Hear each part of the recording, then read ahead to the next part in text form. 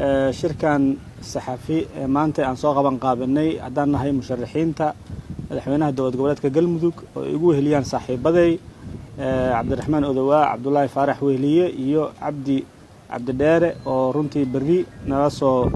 soo qayb gali doona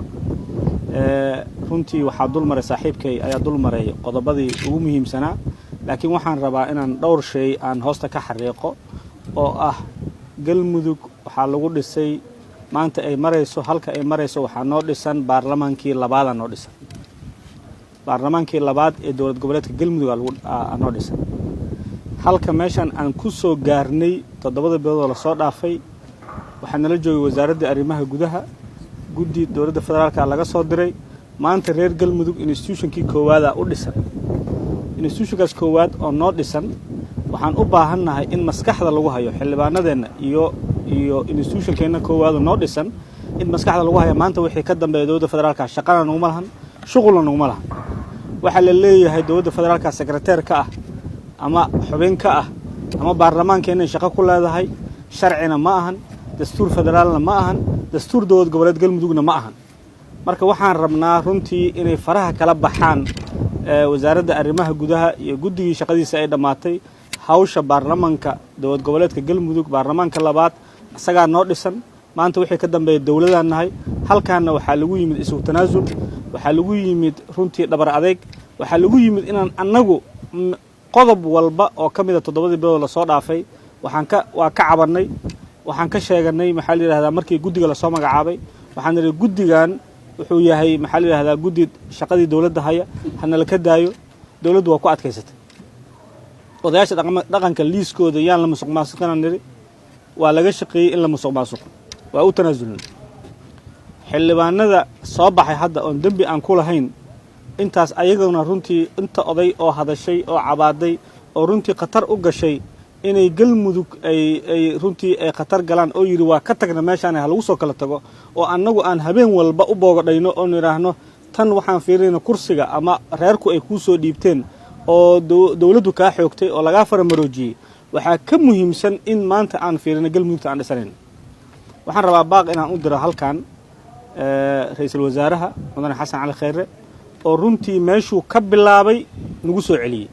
maanta sidaan ognahay gaalkacay waxa ka socda qabaaqaabo kala ka socota guddi kala ka dhisan baarlamaan kala laga dhisayaa maalintuu noo imaanayna prime ministerka wuxuu yiri wixii aan xalinaya shirdi buusiinan qabanaya nama qabato 7 bilood kadib maanta in baarlamaan kala gaalkacay lagu dhisan nama qabato dawladdu ayadaana tiri madaxweyne xaaf wax walba oo maxaa la yiraahdaa uu yahay annaga xalinayna annaga qaadanayna la macaamilayna oo arintiisa idinka xalinayna de maanta in ay hadana wixii ay ku ballameen wixii isku fahmeen in dawladdu inta ka baxdo madaxweynihii uu yiraahdo halkaas uu baarlamaanka la ku dhisaya waxaan u arkaynaa caqabad kale oo loo dhigayo Galmudug markale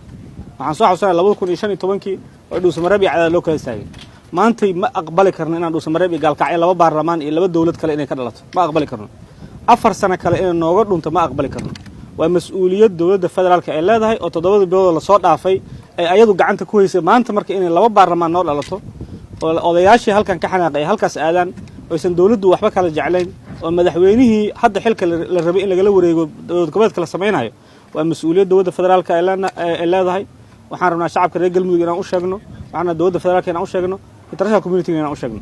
waxaan rabnaa arintaas hadda in laga hortago mar rabno in mar walba dowladda meeshan ka dhalato tii lugaha qabaleed in meelka loo dhigo mar rabno arintaas waxaan rabnaa in la xalliyo arrimaha kale oo halkan ka jira iyadana waxaan rabaa in runtii walaalkay ka hadlay laakiin in maalin jimca ah wixii 7 bilood aan sugeynay in la yiraahdo maalin jimcaha la qabanaya oo ogno public holiday ah oo ogno maalin muqaddas ah oo anaga dad muslim aan nahay in dawladdu sugu weyso subax sabti iyo galab jimco waxa u dhaxeeyo 12 saac ka yar inay sugu weyso waxa dareemi kartaa wax ku dhex jira waxa dareemi kartaa cabsida iyo ay qabto dawladdu ay ka qabto process xora oo xalaal ah inuu meesha ka dhaco annagu wax walba oo dawladdu maxaa la yiraahdaa ay soo sameysay ama ku takrifashay runtii dadkii lagu takrifalayna guryahoodan ugu tagnay waa ka raali gelinay process-kan runtii intaan ilaashanay runtii intaan u naxnay intaan u turnay dawladdu uma turna leena marka waxaan rabnaa walaalayaal annaga oo dhisanayna dowlad goboleed galmudugna wada deeqda haddana qaladaadkii la sameeyey isku boogadhayno isaga bahasha ah inaan tacadiyaadka iyo runtii xadgudubyada dawladdu ay samaysay oo runtii maantay na koostagaraynaa inay wax kale garabkeena ka samaysmaan inaan runtii aan isxalino kuwa naga maqan oo caawa gaalkacyo jira inaan xalisano kuwa halkan joogo lagu dulmiyo inaan xalisano kuwa soo baxayna waxaan rabnaa inay maskaxda ku hayaan dantaas guud oo runtii ay u soo baxeen wixii la rabo hala sameeyo dantaas guud ay u soo baxeen runtii inay ilaashadaan inay galmudugtii mas'uuliyadda maanta ayay saaran tahay waxaan rabnaa maantay mas'uuliyadda ku saaran oo ah inaad galmudug oo dhismaheedu loo dhan yahay oo maanta maalin walba waxaan leeyahay galmudug midaysanaan rabnaa maalin walba waxaan galmudug loo dhan yahay rabnaa maanta waxa weeyaan inaad adinka idin saaran tahay baarlamaanka saaran tahay galmudug ciddii kala qaybiso caawa gaalkacyo ee dhuusamareeb ka dhigtay ma miday karto galmudug ciddii kala dirtay iskuma dari karto baarlamaanka hadda dhisan fariintaasaan u dirayaa haddaan rabno 4 sano la soo dhaafay oo labada meel la kala joogo cadaadada iyo dhuusamareeb la kala joogi maanta haddaan rabno 4 sano kale oo gaalkacyo iyo dhuusamareeb la kala joogo haddaan rabtiin